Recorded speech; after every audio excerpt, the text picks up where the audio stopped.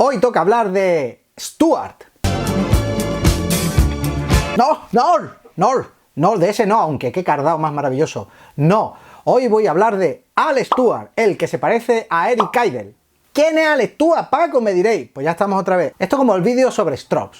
Va de a un artista que no es muy conocido y entonces ¿para qué voy a hacer un de peor a mejor? Eso lo dejaré para gente que la gente quiere decir, ¿qué le interesará a Paco de esto? Pues de mejor a peor. No, pues aquí voy a hacer la carrera completa porque realmente podríamos considerar que Al Stewart es un one hit wonder. Pues tiene una canción muy famosa que debería poner ahora para que así enganchar a la gente y decir, ¡ah! ¿Qué más hizo este hombre? Pero no lo voy a hacer porque no me da la gana. Voy a empezar por el principio y voy a explicaros quién enseñó. Al Stewart es un cantante folk que luego evolucionó un poco al pop con un poco de tintes progresivos. ¿Cómo no? ¿Cómo no iba a tener tintes progresivos un vídeo mío? Si es que esto es lo normal. Es un cantante folk que empezó a eso de finales de los 60 y sigue en activo, aunque hace por lo menos 10 años que no saca un disco, lo cual facilita mi tarea porque así no va a durar este vídeo tanto como lo habitual, aunque sí, tiene una discografía bastante amplia. Y en eso del 75-76 tuvo su momento de gloria, que hoy en día está olvidado. Es muy curioso porque es un artista que, estando en el concierto pasado de Strokes, el anterior vídeo, hablando con la gente me di cuenta que había muchos que eran fan de Strokes y también de Al Stewart. Porque folk, claro, porque Strokes es un grupo un poco folk y Al Stewart colaboró con cierto productor progresivo importante, entonces se convirtió no en un folk progresivo, uy, cómo me ha salido, no en un folk progresivo, pero sí en un folk pop un poquito así como con vidilla, un poco más complejo de lo normal. Este es un señor que se fue de su pueblo, se fue a vivir a Londres a ver si triunfaba como músico, se fue ahí un pisillo chunguito, donde coincidió con un americano que rondaba por ahí, que se llamaba Paul Simon, y le tocaba sus canciones, y, oh, yo quiero ser importante, y Paul Simon estaba a punto también de petarlo, y entonces él pues decidió seguir el mismo camino, que era básicamente ser Bob Dylan. Todos los cantantes folk de la época querían ser Bob Dylan. Así que grabó su primer disco que tengo aquí en una edición con los 3 primeros, en CD, porque, a ver, la verdad es que son difíciles de encontrar, pues son muy viejos en un vinilo de la época, tampoco no sé si han sido reeditados en vinilo, y en CDs también, y en los 3 tienen extras también, este doble CD, no está nada mal. Este se llamaba Bedsitter Images. ¿Por qué? ¿Por qué se llama Bedsitter Images? Porque es él en su habitación de mierda de probablemente 3x2 en un piso chungo en Londres en los 60, intentando labrarse la vida como cantautor. Cantautor, qué palabra más horrible. Está ahí.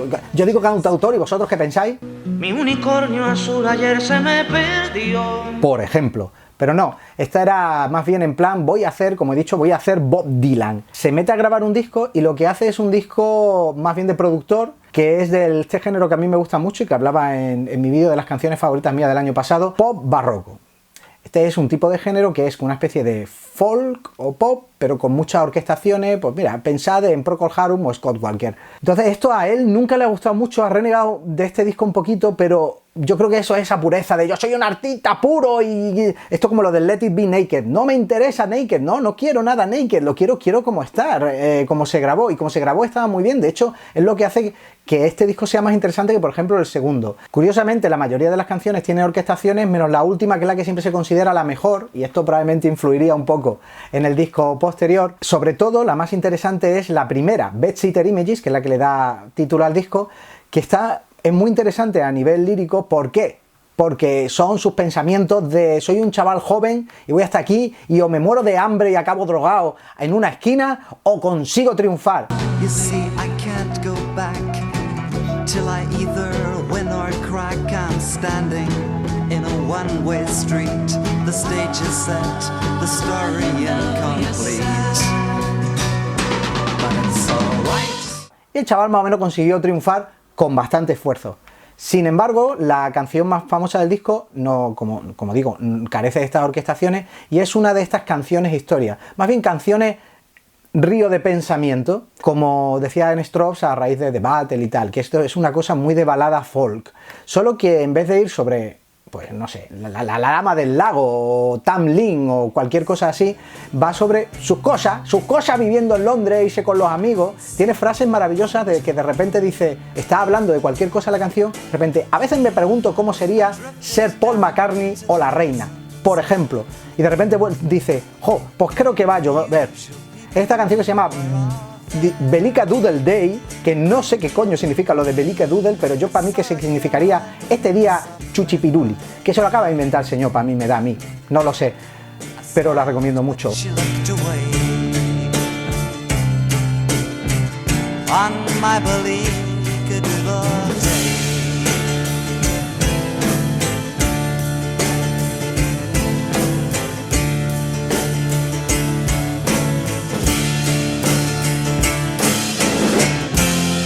I wrote a song just before the dawn, and then I lost it, now it's gone.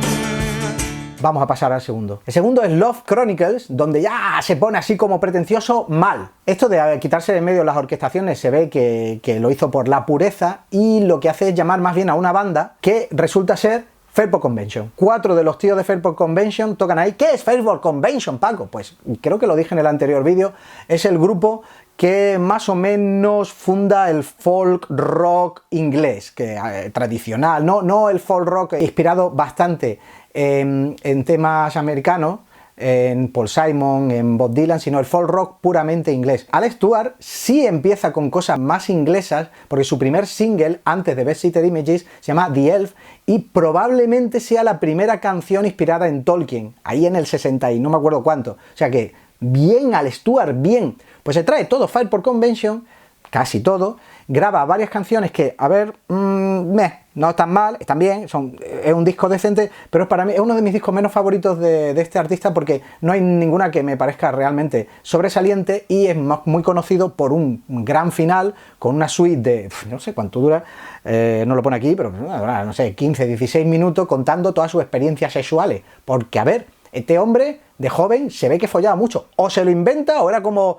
me como una y cuento 20 en el parchís, o follaba mucho. Cuenta todas sus experiencias sexuales, pero para eso, ¿qué queréis que os diga? Me gusta más cuando lo hace Mike Scott en una canción de los Waterboys.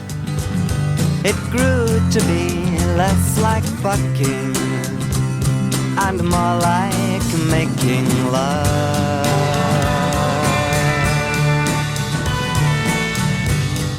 Se hace muy repetitiva. Belika Doodle Day utiliza órgano y diversos trucos de estudio para mantener el interés durante toda la canción, y tampoco se le va tanto de duración, mientras que aquí lo único que hace es suelta su parrafada y de vez en cuando un guitarrista se hace un acompañamiento de guitarra. Y eso al final de la canción se hace ya un poquito pesado, siempre la misma estructura. ¿Quién es ese guitarrista? Es, niños, nuestro pederasta favorito, Jimmy Page, de Led Zeppelin. Sí, hijo mío, sí, esto es así. Love Chronicles, uno de los últimos discos que os debéis comprar de Alex Stewart, aunque seáis fans de Jimmy Page o Fairport Convention. Theater She Flies. Este es ya el disco de transición. Bueno, son 2 discos de transición los que tiene este hombre, pero este es muy importante porque decide que esto de hablar tanto de todas sus novias y tal, esto es muy adolescente, es verdad, siempre que empezamos, uy, ahora se ha notado que yo he escrito poesías de pequeño, callaos. Cuando empiezas a intentar ser artista, pues te pones a hablar de te quiero, cariño, eres super mona, we'll be forever together, amen for eternity, etcétera, etcétera. Y dice, pues está bien esto de hablar de todo lo que yo me he follado, pero cuando ya ha hablado de toda su aventura amorosa, dice, ¿y ahora qué? ¿Ahora qué? Pues este es el primer disco en el que mete su pasión real y lo que lo distingue de cualquier otro cantante de folk pop o de folk rock. Y es que el tío se especializa en hablar de historia. Es muy interesante. Aquí la que toca es Manuscript, pero sin embargo, mi tema favorito de este disco es Electric Los Angeles Sunset, que ya de verdad se está alejando bastante del folk puro, porque lo más interesante de la canción son las frases de guitarra eléctrica. Electric Los Angeles sunset, the sunset, the sunset. Oh.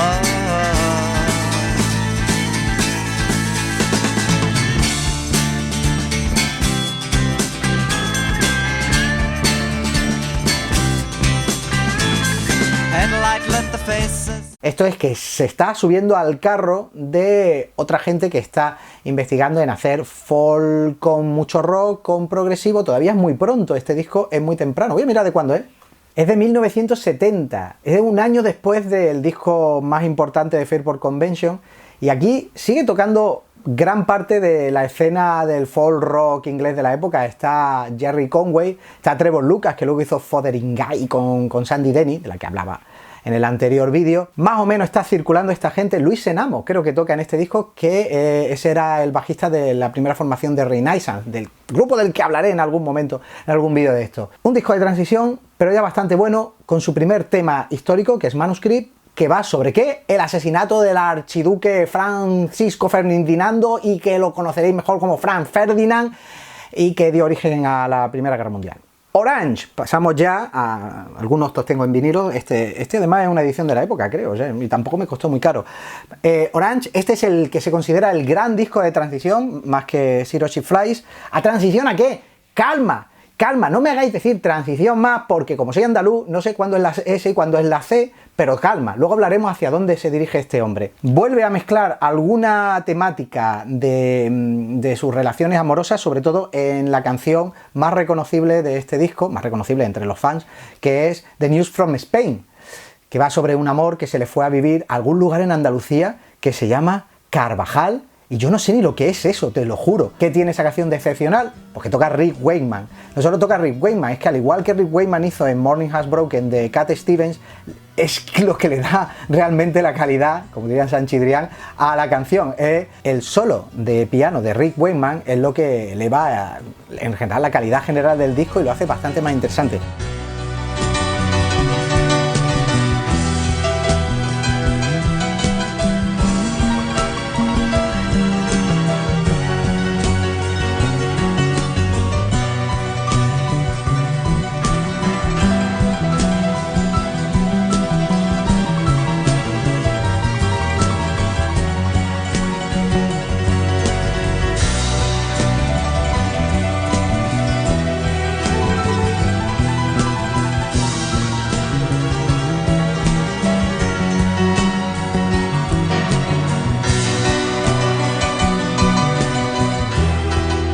Tiene también algún instrumental que aparecen en algunos de los otros discos, en plan John Renbourn y tal, un poquito menos complejo. En general es un disco bastante consistente, pero que se está moviendo a otros territorios poco a poco, y bastante consistente es una cosa que se dice mucho de Alex Stewart.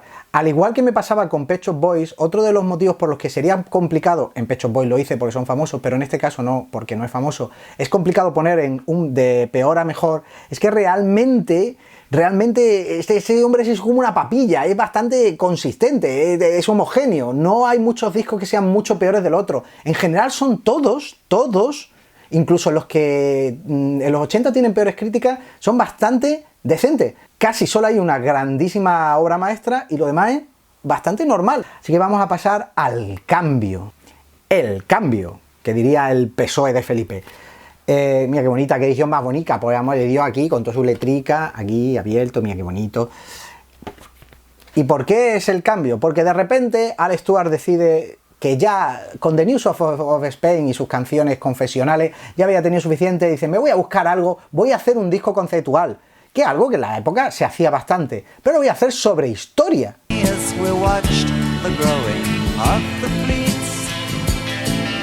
Of High Germany.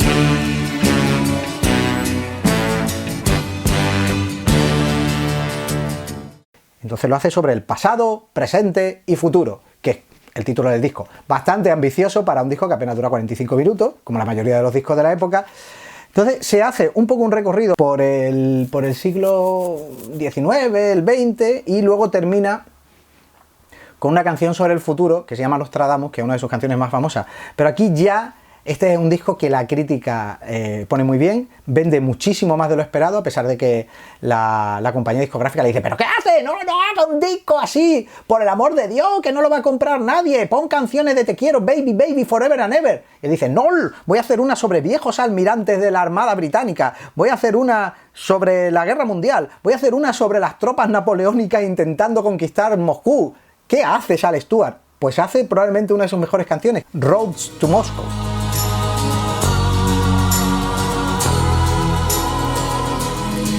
I'm coming home, now you can taste it in the wind, the war is over. And I listen to the clicking of the train wheels as we roll across the border. And now they ask me of the time that I was caught behind their lines and taken prisoner. They only held me for a day, a lucky break I say. They turn and listen closer. I'll never know why I was taken from the line and all the others. Generalmente se considera la puerta a los 3 discos básicos de este hombre, diremos ahora por qué, porque luego lo producirá alguien más importante quien produjo esto, pero aún así es un disco que está producido con mucho gusto. Hay un tema muy curioso, que las letras históricas de Alex Stewart nunca se van a poner muy esotéricas, incluso con datos históricos. El tío se lee libros antes de escribir sus letras, es una cosa que me llama muchísimo la atención, se informa. Sin embargo, es un disco bastante alegre, con unos arreglos bastante elegantes, pero generalmente se considera que la grandeza llega. Modern Times.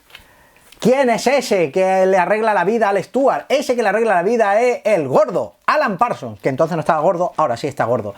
Alan Parsons entra como productor aquí y mete, pues, a algún amigo, por ejemplo, a Andrew Powell, que es el que mete las orquestaciones del disco, porque vuelve a haber orquestaciones, que también hay arreglos para cuerda en Past, Present, Future, pero aquí es que cobran protagonismo, sobre todo en el tema Modern Times, que al final es un tema que básicamente el tío se dedica a contar cómo va la sociedad hoy en día. De ahí el título, después de haber hecho Past, Present, Future, pues hace una sobre hoy en día, tiempos modernos, como la película de Chaplin.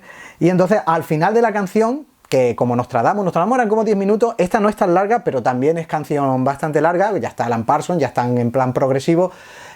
Al final, un poco al final, antes del final de la canción, dice, pues ahora paramos. Entra la orquesta, entra un solo de guitarra estilo David Gilmour, aunque no es David Gilmour, siempre lo había pensado, porque como, coño, es Alan Parsons, podría habérselo traído, pero no, entra un solo de guitarra muy chulo. Básicamente, entra Andrew Powell y termina la canción. No sé, la canción sigue siendo Alex Stewart, pero Alan Parsons toma el control del disco.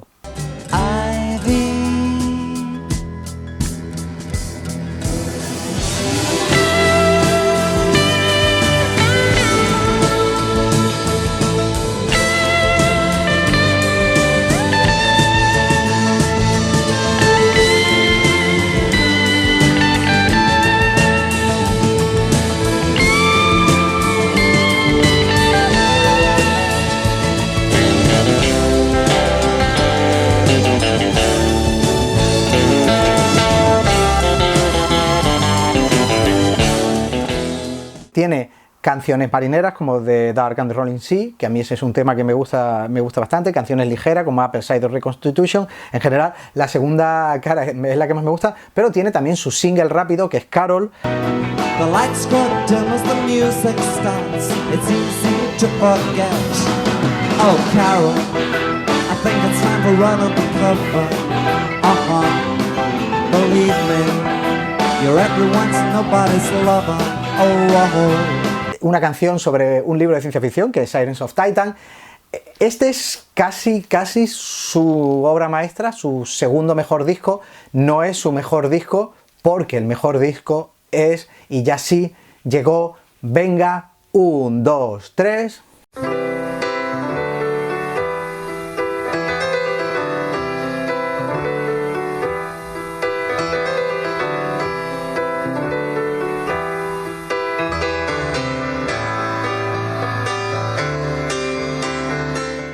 Espero que el algoritmo de derechos no me esté jodiendo este vídeo, porque sí, esto es The Year of the Cat, es una de las canciones más famosas de la historia del pop, The Year of the Cat, del disco, producido por Alan Parsons. Esto es uno de los primeros CDs que me compré en toda mi vida, es un disco al que le tengo mucho cariño, de hecho es la edición vieja, ni siquiera es la nueva con un comentario, pista a pista creo que tenía, y algún tema extra. The Year of the Cat es una canción que nace de un riff de piano de Peter Wood, que era el teclista de su gira, el teclista que tocaba con él, y le dice, espérate, que de ese riff de piano yo me puedo hacer una canción porque me mola mucho. Entonces primero hace una canción que se llamaba The Foot of the Stage, sobre un cómico inglés, pero los americanos le dicen, macho, que esto aquí nadie lo conoce, cámbialo. Total, que ve un libro en casa de una amiga sobre el calendario chino, dice Year of the Cat, y acababa de ver en televisión Casablanca, te voy a hacer una historia de amor inspirada en Casablanca. No sé si le pasaría o no, pero como este es un fucker, lo mismo le pasó. Yo siempre le he tenido muchísimo cariño a este disco, no porque me pilló justo en la época en la que yo también era fan de Casablanca, claro, porque poca gente se da cuenta de que la letra de esta canción empieza en una mañana como una película de Bogart y luego dice, vas por la multitud como Peter Lorre contemplando un crimen. ¿Quién era Peter Lorre? Paco, pues joder, Peter Lorre, el actor alemán, el de M, el vampiro de Düsseldorf, sale en Casablanca y con los ojos de sapo, sale en películas de Roger Corman, que esto va de música, no va de cine, pero sí, es una canción que habla de cine, ergo me iba a gustar. On a morning from a Bogart movie, in a country where they turn back time, you go strolling through the crowd like Peter Lorre contemplating a crime. She comes out of the sun in a silk dress, running like a watercolor in the rain. Don't bother asking for explanation, she'll just tell you that she came in the year of the cat. Y también es muy curioso porque se llama The Year of the Cat, quiere decir que está escrita en 1975, que es el año en el que yo nací. Y además no solo eso, sino que tengo la sensación de que este hombre viajó por España por diversos temas. Por ejemplo, en Lord Grenville, que es la canción que abre el disco, establece el tono de una manera muy chula. Habla de temas españoles, incluso on the border. Tengo la sensación de que va sobre el estrecho de Gibraltar, no es por nada, porque habla de la frontera con España y barcos pasando. Entonces me da a mí que eso está hablando de Gibraltar, probablemente. The fishing boats go out across the evening water, smuggling guns and arms across the Spanish border. The wind whips up the waves aloud, the ghost moon sails among the clouds, turns the rifles in silver on the border.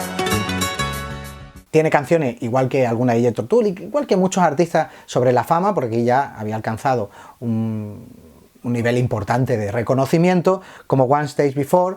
Y si quitamos a lo mejor un tema como It Doesn't Come Natural, Leave It, que es una canción más rapidita, quizá querrían hacerla single, no lo sé. No creo que The Year of the Cat fuera una canción que pensaran hacer single. Rompe un poco el ambientillo mágico que tiene, en parte gracias a Alan Parsons. Algunos críticos suelen decir que este es un disco demasiado Alan Parsons, pero yo no estoy de acuerdo. Sigue sonando a Alex Stewart todo el rato, porque todos los discos de Alex Stewart suenan a Alex Stewart, aunque Alan Parsons sea el productor, o sea quien sea. Time Passages, este es el segundo disco después del mega éxito, es el súper complicado, el anda, ¿y ahora qué hacemos? Y dice, pues vamos a hacer un tema que sea más o menos la Year of the Cat, que tenga su saxofón, porque sí, una cosa que también le dio fama a Year of the Cat, ese fue el uso del saxofón, ese instrumento tan sórdido, y es el motivo por el que alguna gente seguro que tiene un conocimiento un poco de pasada del pop rock de esta época, lo mismo lo confunde con Baker Street de Jerry Rafferty. El saxofón sigue presente en este disco, intentando más o menos repetir éxitos, porque claro, eso suele pasar mucho en los segundos discos después de un gran hit.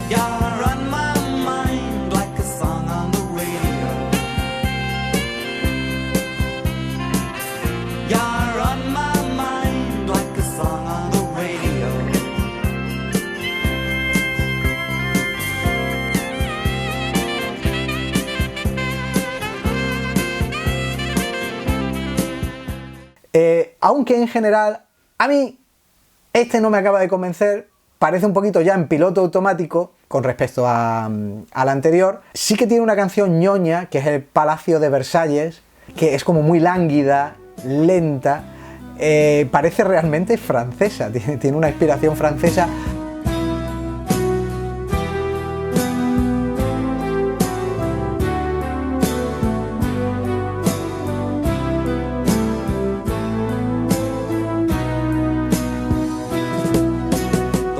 Of smoke arising from the walls of the Bastille. Que no suele gustar mucho a los fans de Alex Stewart, ni siquiera a los críticos, pero para mí es quizá la mejor de este disco, que no tiene grandísimos momentos, al contrario que los tres que lo precedían. Así que no es de los que yo escucho más. 24 zanahorias, perdón, loros, parrots, carrots, no, la verdad es que no sé cuál es el chiste, ¿por qué carrots, parrots? No lo entiendo. Aquí hay zanahoria, aquí hay loros, habría visto los Monty Python, no lo entiendo, pero el caso es que se va a Alan Parsons, mete una especie de émulo de Alan Parsons, ya no es lo mismo, ya se nota una diferencia, es bastante más crudo este disco, no mucho, pero está menos engalanado, es más normalito, intentan seguir con sus hits. De hecho, Running Man, la apertura del disco, tiene un riff de guitarra muy memorable. You've been through it all before. Each time you wish a little more than you could ask. What do you want from me? What do you need from me? There's no rest for the running man. Why can't you let him be?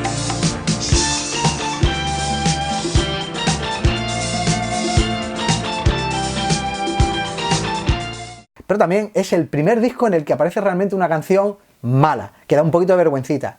Probablemente sea el último también, que es Mondo Sinistro, que curiosamente es uno de los pocos videoclips que existe de Alex Stewart. Le hicieron un videoclip a esta terrible horterada.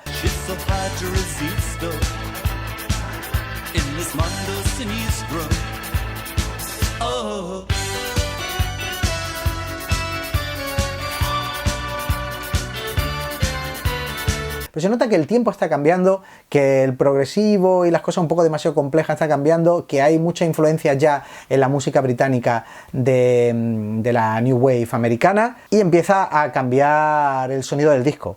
Sigue escribiendo sobre historia. Aquí tenemos Constantinopla, tenemos Merlin's Time, que no es historia, pero es una canción volver un poquito al tema más folk. Aquí ya está haciendo AOR, aquí ya está haciendo rock normal, pero en general es otro disco de transición. Indian Summer. Esto es un disco en directo. Pero Paco, si tú nunca metes discos en directo en estos vídeos. Sí, pero bueno, es que la cara es un disco doble. La cara son canciones nuevas. Bueno, es un truco para vender más.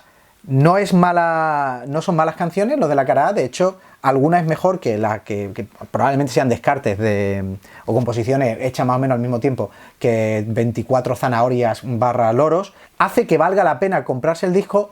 Por eso lo he sacado, pero también porque es un directo de los buenos, en el sentido de que realmente alguna canción mejora. No todas, pero mejora, por ejemplo, Nostradamus, a la cual le mete un tema en medio, la hace más larga, más épica, pero a mí me gusta más, si quiero escuchar ese tema, que se puede hacer un poquito pesadito en su versión de Past, Present and Future, aquí lo mejora.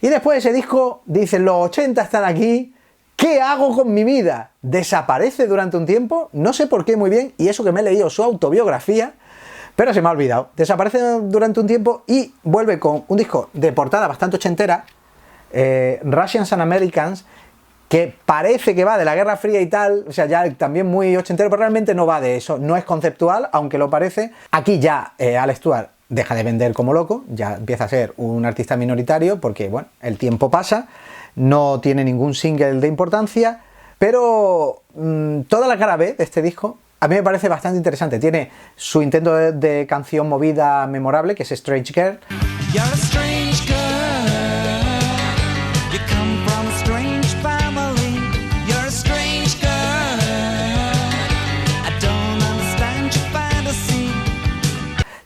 Café Society, su intento de canción más compleja, y es un disco al que no se le suele dar la oportunidad. De hecho, es el penúltimo disco de Alex Stewart que yo me he llegado a comprar, precisamente porque pensaba que la producción ochentera lo mataba, y no, es un poquito mejor de lo que otra gente de los 70 estaba haciendo en esta época. La producción ochentera sí se nota mucho más en Last Days of the Century, y eso que ya estamos hablando del 88 por lo menos. Esta es una edición española, se vendió bastante en España este disco, no recuerdo cuándo salió.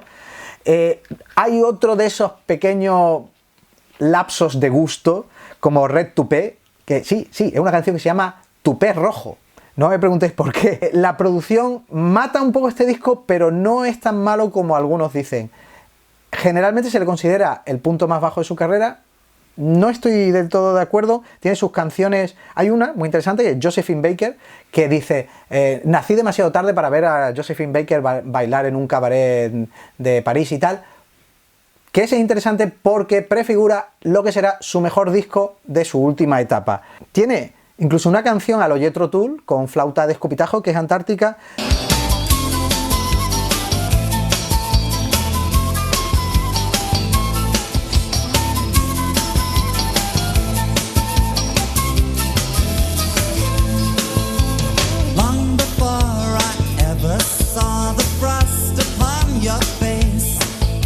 Tiene una canción melancólica, Fields of France. Es muy curioso porque Alex Stewart es un tío que a medida que va avanzando me interesan más las caras B de los discos que las caras A, mientras son discos, porque se acaba ya la época del vinilo prácticamente y pasamos ya a los 90 con famosas últimas palabras.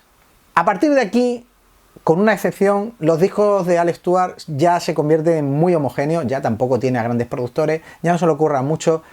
Estamos en un periodo de soy ya mayor, voy a echar mis discos, si os gusta bien y si no, sus jodéis. Es un disco dedicado a la memoria de Peter Wood, que se había muerto, el tipo que coescribió con él de Year of the Cat, pero sin embargo es un disco alegre, porque generalmente casi todos los discos de Alex Stewart, el ambientillo que tienen, quitando temas como Road to Moscow o el Palacio de Versalles, el ambientillo que tienen suele ser bastante jovial. Hay todavía un poco de producción ochentera, pero aquí ya estamos en los 90. Aquí ya la clave es elegancia.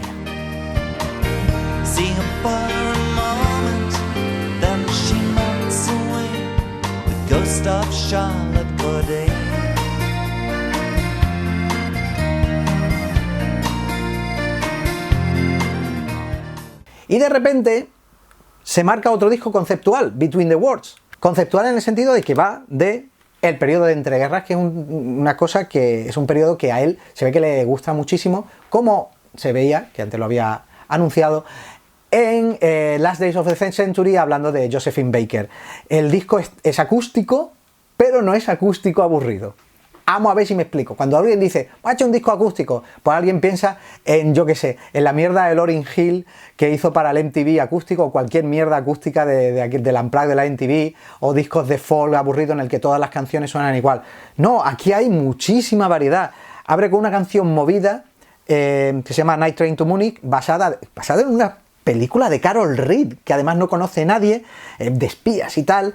Luego ya hace una visión del periodo de entreguerra, que es The Age of Rhythm. En general hay mucha influencia de la guitarra jazz estilo Django Reinhardt.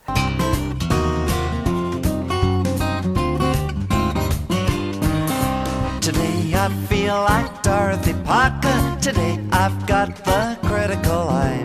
Paint my world just a little bit darker. I don't even have to try.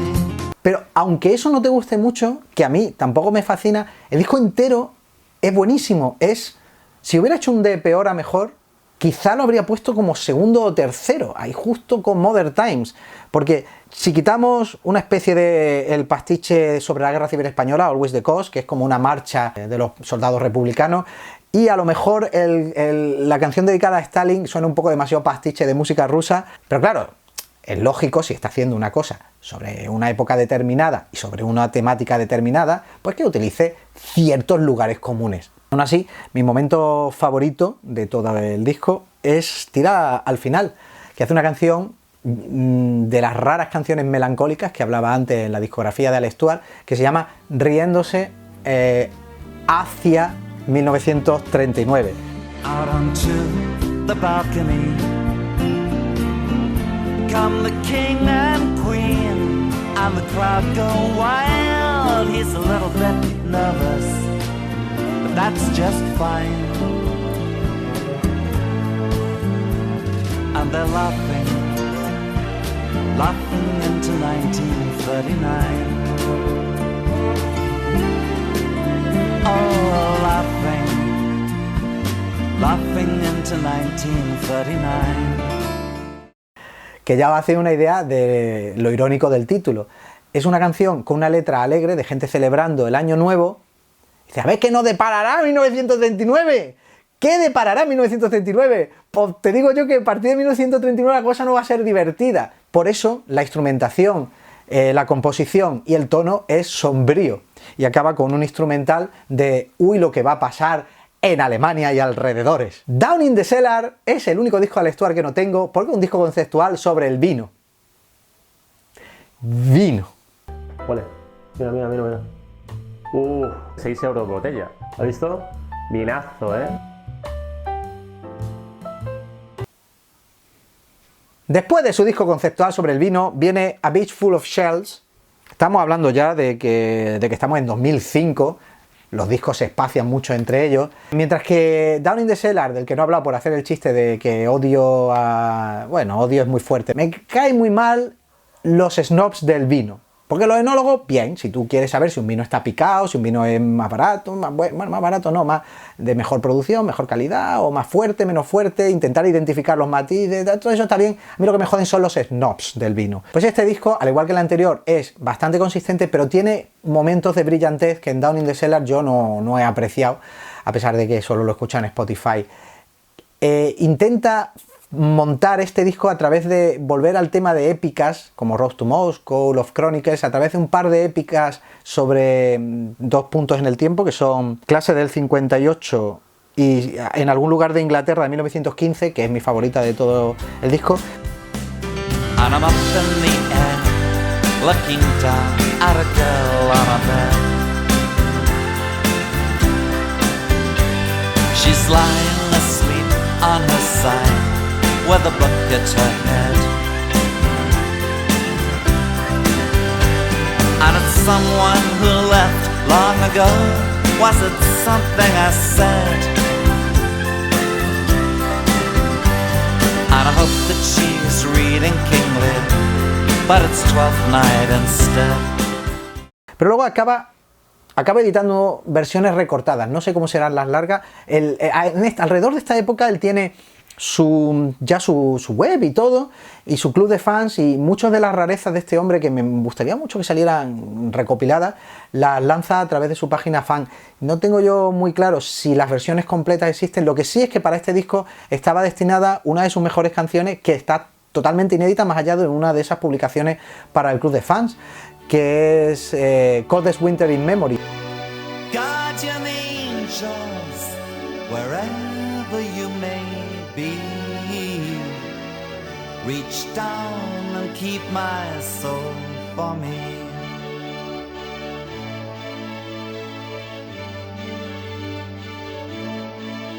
I was there amongst that number, I heard the trumpet string, I saw the host of banners spread across the Polish plain. Este tema, que es sobre unos acontecimientos históricos del siglo XVIII, debería haber salido en este disco. Decidió al final no meterlo, no me preguntéis por qué. Solo se puede encontrar en bonus track del disco Famous Last Word, en algún recopilatorio. Es una pena porque el resto del disco no está a la altura de ese pedazo de canción. Pero sin embargo, sí, una vez más, un disco muy regular, un disco con fibra. Y llegamos al último disco hasta la fecha, probablemente ya sea el último disco, que es de 2008, Sparks of Ancient Light, y aquí ya vuelve a decir, no, yo voy a hacer todas las canciones sobre temas históricos, todas, ahora, a tomar por saco. Entonces tenemos Lord Salisbury, pues mire usted qué bien, Eisenhower, los años de Eisenhower, pues Eisenhower, Jano el navegante, una figura de la edad antigua, el Shah de Persia, Football Heroes, la verdad que no me acuerdo, y tiene una canción muy curiosa que se llama Elvis al volante, que probablemente tiene, atención, la mejor imagen de la historia de todos los videoclips. Y es un videoclip casi amateur, pero mirad qué gloria bendita. And it was there I read the story, so strange it must be real, of a car in Arizona, with Elvis at the wheel. He's looking up, the sky has something to reveal. Ahí lo tenemos. Habla desde la historia de en un momento que Elvis, se ve que Elvis, drogas, sí, Elvis, drogas, vio en el cielo la imagen de Stalin y esta metamorfoseó ante su ojo a la imagen de Jesucristo. No me pregunté el significado, pero la verdad que tiene bastante gracia ahí la imagen de Elvis mirando ahí a Stalin en las nubes. Y ya está, esto más o menos ha sido la carrera de Alex Stewart. Ha ido un poco más rápido que con otros músicos de los que hablo, porque realmente Así, es muy sencillo, es un señor que empieza a hacer folk con sus canciones de follar, luego dice, joder, me gusta escribir de historia, voy a seguir haciendo algunas canciones folk, instrumentales, algunas cositas, pero voy a empezar a escribir de historia. Ahora lleva a cabo su sueño, hace su disco conceptual, se une con Alan Parsons, sigue con su afición de canciones históricas, mezclado con, bueno, pues un poquito más de variedad lírica, llegan los 80, su estrella se apaga, como suele ocurrir, sigue siendo fiel a su estilo, todos los discos siguen sonando como él, y luego empieza a sacar los discos de VG, que son bastante constantes. Y en medio, una joya, que es el disco conceptual sobre el periodo de entreguerras. ¿Qué hacer si queréis escuchar a Alex Stewart? Pues escuchad The Year of the Cat, escuchad la trilogía de Alan Parsons, que es lo que todo el mundo hace. Yo me saltaría Time Passages y me iría a escuchar la anterior de la trilogía, que es Past, Present, Future. Pero realmente, si quitamos a lo mejor Love Chronicles, no, bueno, y a mí y el de los vinos, porque es muy pesado ese disco, no os vais a equivocar con ninguno de los discos de Alex Stewart. Cualquiera es cuanto menos escuchable, cuanto menos decente. Si queréis, buscaos una recopilación, escuchaos The News from Spain, Electric Los Angeles Sunset, sus grandes hits que son buenos con un motivo, y disfrutad de un músico que no es muy conocido, que es un One Hit Wonder, pero que tiene una discografía larguísima y que tiene una peculiaridad, que es uno de los pocos músicos de su era que sigue manteniendo una voz igual que la que tenía cuando tenía 20 años. Cuando tú escuchas Sparks of Ancient Light, el último disco suyo, parece un disco grabado cuando hizo Orange, por ejemplo. Tiene la misma voz. Te queremos, Alex Stewart. Me gustaría que sacaras otro disco porque son joviales, dan alegría, y cuando dan melancolía también es una melancolía cálida que yo aprecio mucho. Así que nada, aquí lo dejo. Ahora pondré el suscribirse al canal, sus muertos. Decidme de qué queréis que hable. Hablo de Camel, hablo de Renaissance, vuelvo a hablar de cine. Decidme de qué queréis que hable de cine. Si queréis que hable de algo, o yo me dedico a jugar al Spectrum, lo que vosotros apetezca. Hasta luego.